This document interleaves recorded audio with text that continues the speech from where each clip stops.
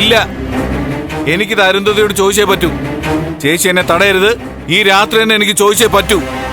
എടാ ത്യാഗരാജ, ഞാനൊന്ന് പറയട്ടെ. ചേച്ചി ഒന്നും പറയണ്ട. എന്റെ സഹോദരി എന്നുള്ളത് പോട്ടെ, ബലരാമൻ അളിയന്റെ ഭാര്യയല്ലേ ചേച്ചി. ചേച്ചി അവഹേളിക്കാന്ന് വെച്ചാ പിന്നെ ഞാൻ ജീവിച്ചിരിക്കുന്ന എന്തിനാ?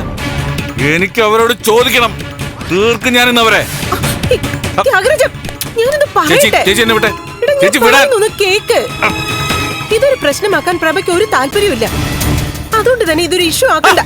പ്രഭാവതിക്ക് താല്പര്യമില്ല, എനിക്കെന്താ? എനിക്ക് ചേച്ചിയുടെ അഭിമാനമാണ് നോക്കേണ്ടത്. ഇനി ഇതില് കുഴപ്പങ്ങൾ വേണ്ടെന്ന പ്രഭയുടെ ആഗ്രഹം.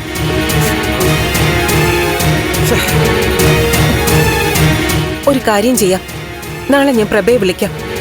എന്ത് ചെയ്യണമെന്ന് പ്രഭ പറയട്ടെ. അതുവരെ നീ ഒന്ന് ക്ഷമിക്കേ. ഇപ്പൊ തന്നെ ചെന്ന് എനിക്ക് അവരോട് ചോദിക്കണമായിരുന്നു. എന്തെന്ന് വെച്ചാ അയക്കൂ.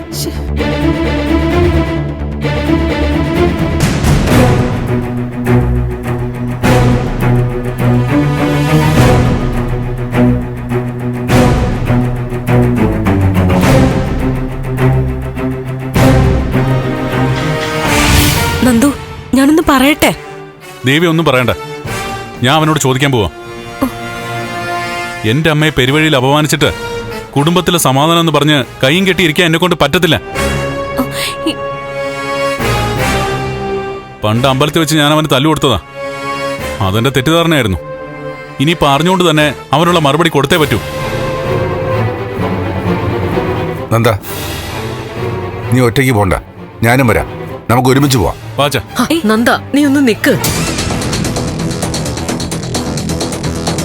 സിദ്ധു, ഞാൻ പറയുന്നു ഒന്ന് കേക്ക്. അമ്മ പറയേണ്ടത് നേരത്തെ തന്നെ പറയണമായിരുന്നു, പക്ഷെ മറച്ചു വെച്ചു. അമ്മ തടയണ്ട, അവനോട് ചോദിച്ചിട്ടേ ബാക്കി കാര്യമുള്ളൂ. ഇനിയിപ്പോ എന്ത് സംഭവിച്ചാലും പ്രശ്നമില്ല. നന്ദ, നിനക്ക് എന്നോടുള്ള സ്നേഹവും ആത്മാർത്ഥതയും എനിക്കറിയാം. സിദ്ധു, നിങ്ങൾ ഞാൻ പറയുന്ന ഒന്ന് മനസ്സിലാക്കണം പ്ലീസ്. ബഹളമൊന്നും വേണ്ട. ഞാനൊന്ന് പറഞ്ഞോട്ടെ. ദേവി, നീ ഒന്നും പറയണ്ട, എനിക്കൊന്നും കേൾക്കാൻ താല്പര്യമില്ല. നന്ദ, ദേവിക്ക് എന്താ പറയാനുള്ളത്? അച്ഛാ, ഋഷിയോട് നമുക്ക് ചോദിക്കാം. അത് ചോദിക്കുക തന്നെ വേണം. ആദ്യം പക്ഷേ നിയമപരമായി നീങ്ങാം. അമ്മേ, ഈ പരാതിയിലൊന്ന് ഒപ്പിടണം. ഇപ്പൊ തന്നെ പോലീസ് സ്റ്റേഷനിലേക്ക് മെയിൽ ചെയ്യാം, വിളിച്ചു പറയുകയും ചെയ്യാം. എങ്കിൽ അമ്മ ആദ്യം ഒപ്പിട്. ഞാനും ദേവി അച്ഛനും കൂടി സ്റ്റേഷനിലേക്ക് പോവാം. അവിടുന്ന് അരുന്ധതിയുടെ വീട്ടിലേക്കും. ഇന്ന് രാത്രി അവൻ ഉറങ്ങുന്നത് സ്റ്റേഷനിലെ സെല്ലിലായിരിക്കണം. നിങ്ങൾ പറയേണ്ടതൊക്കെ പറഞ്ഞു. ഇനി എനിക്ക് പറയാനൊരു അവസരം തരണം. എന്താ തനിക്ക് പറയാനുള്ളത്? എനിക്ക് വേണ്ടി പകരം ചോദിക്കാൻ നിങ്ങൾ തയ്യാറായപ്പോ തന്നെ ഒരു തിരിച്ചടി കൊടുത്തതിന്റെ സംതൃപ്തി എനിക്കുണ്ട്. അമ്മയ്ക്ക് തൃപ്തിയായി, ഇനി ഞാൻ കൂടി തൃപ്തിയാവണം. പ്രഭ പറയട്ടെ. പരാതി കൊടുത്ത പോലീസ് ഋഷിയെ അറസ്റ്റ് ചെയ്യും, അതെനിക്കറിയാം. പക്ഷെ വൈകാതെ ജാമ്യത്തിലിറങ്ങും. പക പഴയതിലും കൂടും. അതിന് അവനെ പേടിച്ച് നമ്മൾ അകത്തടച്ചിരിക്കണമെന്നാണോ? വരട്ട് പകയും കൊണ്ടവൻ ഇങ്ങോട്ട്. നന്ദ, അതല്ല.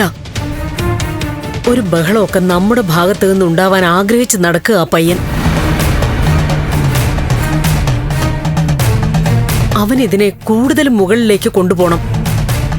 നമ്മളായിട്ട് അതിന് വഴിവെച്ച് കൊടുക്കരുതെന്നാ ഞാൻ പറയുന്നത്. അത് ബുദ്ധിയല്ല. നിങ്ങൾ ദയവായി ഞാൻ പറയുന്ന ഒന്ന് കേൾക്കണം. ദേവിക, നീ ഇവരോട് പറയ്. എന്നെ ഒന്ന് മനസ്സിലാക്ക്. ഒന്നും വേണ്ട, ഇതങ്ങ് വിട്ടേക്ക്. സ്വന്തം അമ്മയെ അവഹേളിച്ചത് കണ്ട് കണ്ണടച്ചിരുന്ന നാട്ടുകാരോട് എന്ത് മറുപടി പറയും?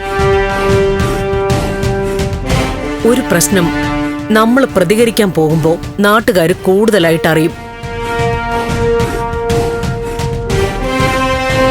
ഇത് നമുക്കങ്ങ് വിട്ടേക്കാം പ്ലീസ് മോനെ.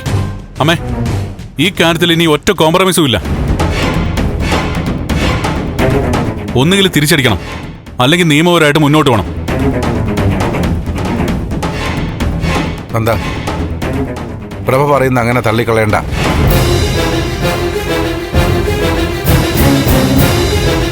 പ്രഭ പറയുന്ന ഒരു കണക്കിന് ശരിയാ. ഒരു ബഹളം ആരംഭത്തിലെ തന്നെ അണയ്ക്കുന്നത് നല്ലത്.